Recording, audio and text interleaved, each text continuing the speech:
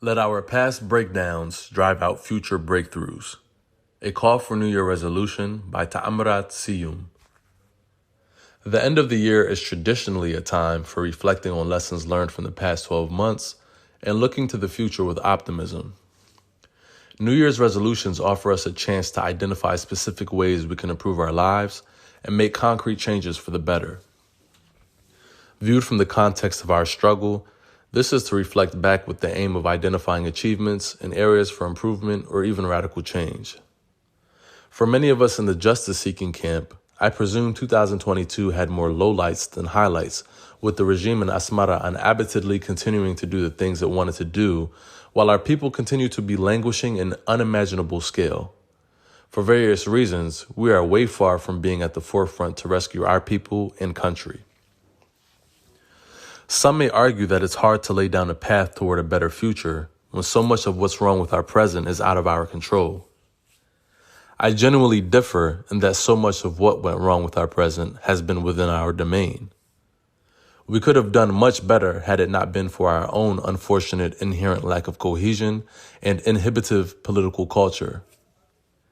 As the year 2022 draws to a close, I presume that almost all of us in the justice-seeking camp are endeavoring to leverage our accomplishments, challenges, and experiences over the past decades as a springboard to achieving our goals in 2023. Therefore, in this connection, I just want to share some of my thoughts with the assumption that every little helps. Well, one of my messages is for every justice seeker to maintain hope despite growing crises both inside Eritrea and amongst ourselves. It is important to keep an open mind to different opinions and stay positive that we'll solve lingering issues within our camp and focus on challenging the key enemy of our people and the nation, for example, the dictatorial regime in Eritrea. I understand the challenges ahead of us are enormous, and it is easy to understand why many may fall into despair and pessimism. This is a state of mind, however, that we must resist, not only for ourselves, but for our kids and future generations. The stakes are just too high that to give in to despair isn't an option. We must continue to stand up and fight no matter what. Maintaining hope and keeping an open mind is really important. However, it is equally important to make bold moves in the right direction. The truth is, at this point, small disjointed actions are not going to be enough to put us on the track to regime change. We need bold actions from every one of us if we really want to see change. The creation of an Eritrean national force of some sort isn't a luxury, it is a must and is long overdue. To truly transition our society away from the era of dictatorship, we need a shift in our political culture and practice that emanates from our individual and collective action.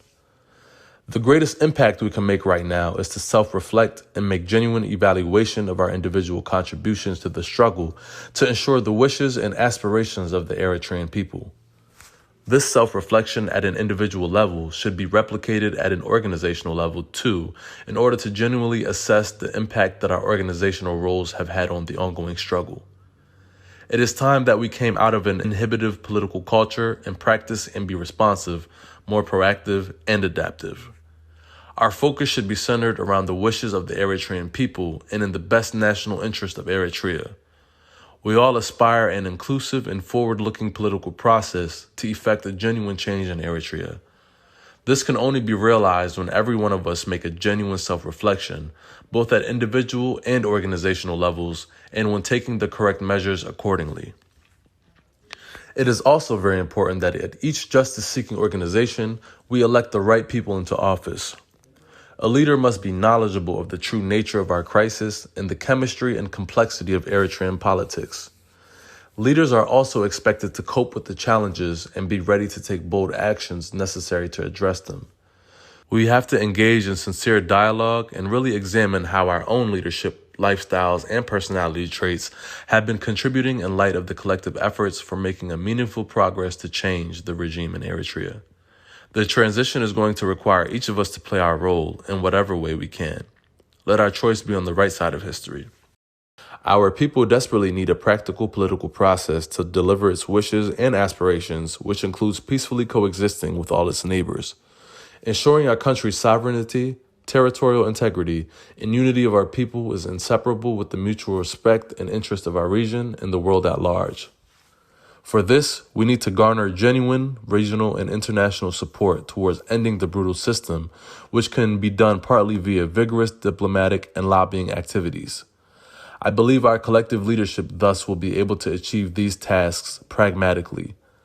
As we are aware, several attempts were made in the recent past to create coalitions or alliances of some sort to shape up the struggle against the regime in Eritrea. However, we have not yet been able to establish a legitimate leadership with clear political vision that involve our justice-seeking Eritreans. This is our collective failure as citizens and as organized entities. No blame should be directed to a single entity alone. In spite of this, there is still genuine need, importance, and the urgency to create a common ground from which all our stakeholders and partners join their consolidated efforts to challenge the regime in Eritrea. The current reality with Eritrea and the Horn region calls for all stakeholders and partners to come and work together to develop an effective political solution. A solution in the shape of a unifying national force built on a process of renewed commitment, compromise, broad consensus, and active mobilization and participation of the grassroots. This is the route to acquiring greater legitimacy and support inside and outside of Eritrea. Current realities in Eritrea could just be summed up as being business as usual. Politics in Eritrea are conducted within the context of a single-party totalitarian dictatorship having an unhinged despotic president at the helm of almost everything. There is no sign of change or reform inside the country at all. Everything stays as it was before, and the country continues to find itself in an accelerating downward spiral. Following the outbreak of the war in northern Ethiopia some 2 years ago, and with the involvement of PFDJ regime in it supporting the Ethiopian government, meant that things have further deteriorated in our country. Tens of thousands of young and elderly conscripts have been deployed in this war. We can expect that thousands have either lost their lives or sustained lifelong injuries in the war. Forced conscription and military roundups, to the point of disrespecting our religious institutions, have continued at an alarming scale. This has left innocent children and the elderly in further desperate situations. The whole country is bleeding and suffering. Like Eritrea, the Horn of Africa, too, continues with its trademark of intra- and interstate conflict, mass displacement, economic misery, social breakdown, human rights abuse, and sufferings of large segments of the society in the region. Understand there is an ongoing peace process inside both Ethiopia, South Sudan, and Sudan. We hope the people of these sisterly countries finally get the peace and tranquility they deserve. However, there are still a number of incidents and tensions of both intrastate and interstate conflicts. There is potential these will one day be out of control and engulf the entire region into chaos and collapse from which Eritrea will not remain immune. Moreover, it is not uncommon in the region for some glimpses of hope to suddenly dash and conflicts to flare up instead. While remaining vigilant of our region in particular and at the world at large, we thus need to refocus on what we can achieve working collectively in unison. The prospect of a sudden regime fall in Eritrea cannot be ruled out as an absolute impossibility. Anything is possible. However, the question is whether we in the justice seekers camp are ready to step in, and as it stands, we are far from it. In the year 2023, let's make our past breakdowns drive our future breakthroughs and therefore become who we really can become. Happy New Year. Together, we can do better.